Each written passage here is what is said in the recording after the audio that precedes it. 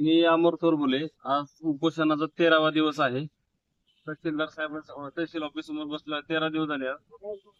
माझी एकच प्रशासनाला विनंती आहे, सहकार विभाग आणि पोलीस प्रशासन एसपी ऑफिस 13 दिवस झाले उपोषण चालू आहे, तरी सुद्धा कोणीही दखल घेतली नाही.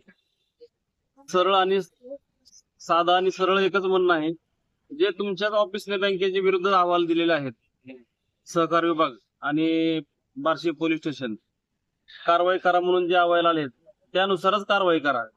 राजकीय स्वरूपाच्या हस्तक्षेपाला बळी पडू नका. व्हाईट कॉलर क्रिमिनल गुन्हेगाराच्या त्यांची साथ घेऊ नका. सामान्य माणसाला जो न्याय असतो तो 100% तुम्ही द्यायचा प्रयत्नच करा.